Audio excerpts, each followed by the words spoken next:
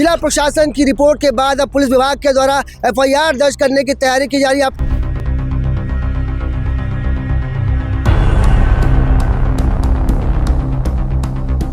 3 मामले ऐसे आए हैं जो कि पूरी तरीके से फर्जी डॉक्यूमेंट तैयार किया गया है।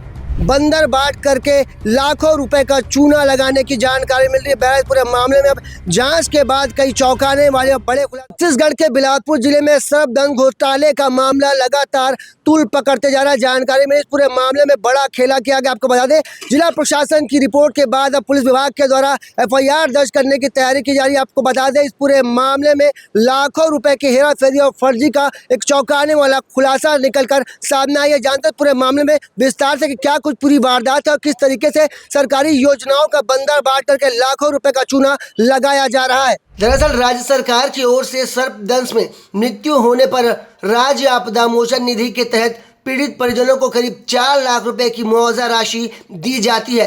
इसी योजना का दुरुपयोग कर फर्जी मामलों के जरिए सरकारी राशि निकालने का खेल सामने आया है।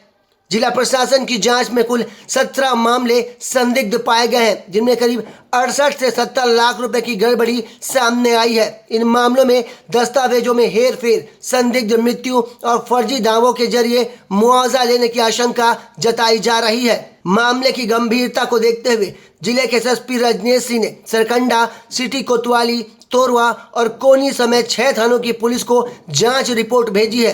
पुलिस को निर्देश दिए गए हैं कि सभी मामलों में मर्ग डायरी खोलकर डोर टू डोर जांच की जाए और हर केस की सच्चाई सामने लाई जाए।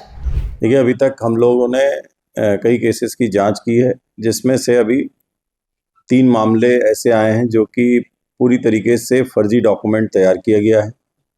फर्जी दस्तावेज सभी अधिकारियों के सिग्नेचर करके तैयार करके और उसमें ये लिए गए हैं, मुआवजा लिया गया है। तो उसमें प्रकरण दर्ज किया है, आरोपियों की गिरफ्तारी की जा रही है। बिलासपुर जिले में सर्पदंश घोटाले के मामले में एफआईआर दर्ज होने के बाद कई चौंकाने वाले खुलासे होने की संभावना जताई जा रही, पर सवाल यह है कि आखिरकार सरकारी राहत योजना में इतनी बड़ी सेंध कैसे लग गई और इसके पीछे कौन कौन लोग शामिल है। आपको बता दें, करीब 68 लाख से 70 लाख रुपए की फर्जीवाड़ा का मामला बिलासपुर से निकलकर सामने आया, जिसमें सरकारी योजना में बंदर बांट करके लाखों रुपए का चूना लगाने की जानकारी मिल रही है। बहरहाल पूरे मामले में अब जांच के बाद कई चौंकाने वाले बड़े खुलासे होने की संभावना जताई जा रही है। कैमरामैन मोनू सिंह के साथ जिया खान, सीजी भास्कर।